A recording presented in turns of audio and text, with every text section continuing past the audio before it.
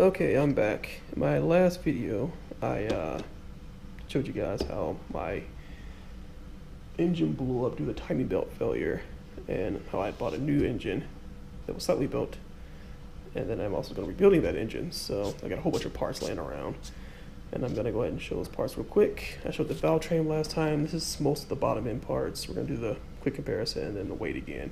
So the first thing we're going to start off with the connecting rods. These are all integrated connecting rods I have right here. This is the one that came in the block that I just bought. It's the 144 by 19. So this is the drop-in rods for the AWP pistons and things like that with the 19 mil wrist pins. And as you can tell, these ones are tapered, which is really interesting. I didn't know that, because the stock pistons, if you see that, they're actually tapered too. And this particular one is not rifle drilled. I don't know why anybody would not use rifle drill, but he didn't. But it still looks pretty good in there, actually. And then over here, this is the one I used on the Beetle when it made 570 to the wheel. This is just their standard 144 by 20 H-beam rod. Rifle drilled. Nothing special. Great ruler rod though, good price, and they were incredibly strong. And this is what I'm going to be using now. This is their Tuscan I-beam rod. Supposed to be my cat over here eating. Supposed to be a lot stronger. So this one also comes rifled as well. So we see how this one goes. So first we're going to weigh this. This is the drop-in rod. So 572 grams. 70. Yeah, that moved. 72, 70, 73, 72. All right, there we go. Now we're gonna do the 144 by 20. 580, 581.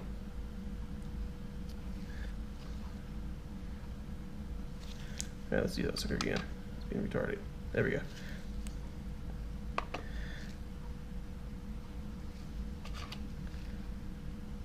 Right, 578. Let me do this one again. This is the 19 mil one again.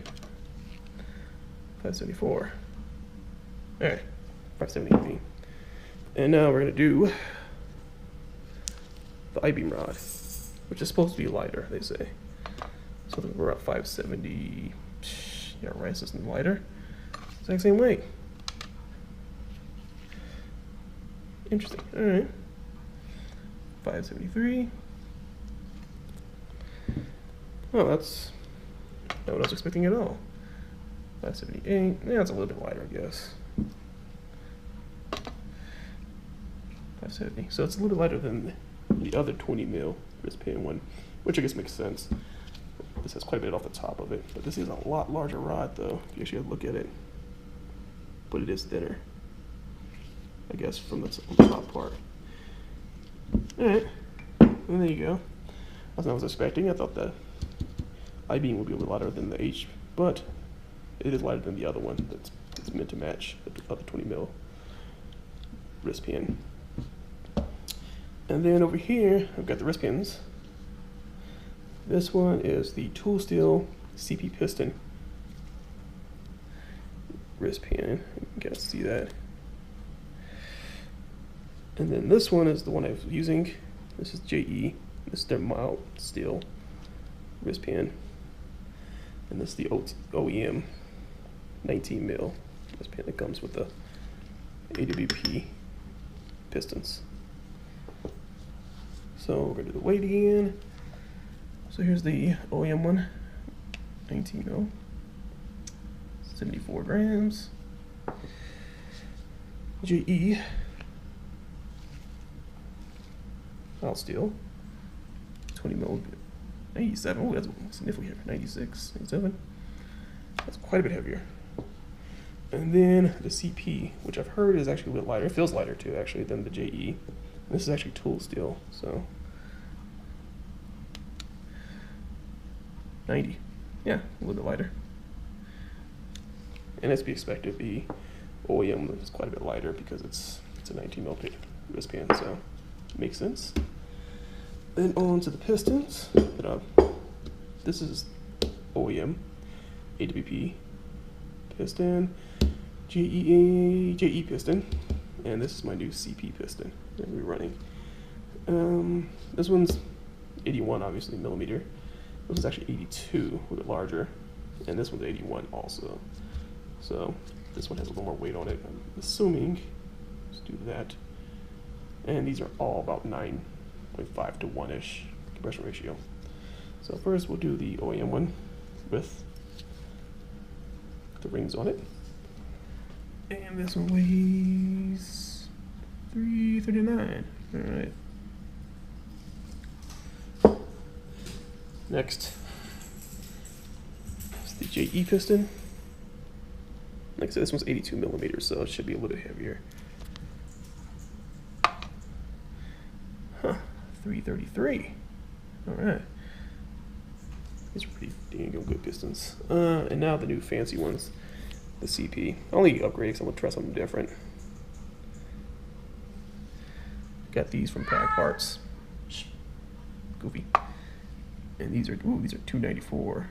Oh wait, can't do that. I have the rings with them. There we go.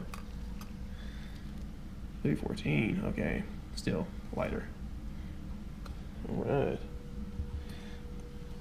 And then lastly, as you got this on the corner, I have rod bolts sitting here.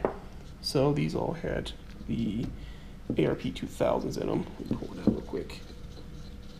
They come with these rods. They're incredibly strong, they're just fine, but I want to have a little bit of over rev on my engine for this next build, and so I'm shooting for 9,000 RPMs, and they say jump let's go over 8,500, ideally with the ARP 2000s. So that's why I'm switching it up, and the cat is super hyper. So here's the ARP 2000, 27 grams, 27. All right, you get the point, somewhere in there. And this is the new one. This is the ARP 625 Plus. That's way too close. They pulled the little sheath off. So these are both stronger and grip a little bit better. 28. There you go. And those are all of the bottom end parts I'll be using for my new build, and hopefully be good enough just to break the 600 horsepower and be reliable. That's what I'm shooting for.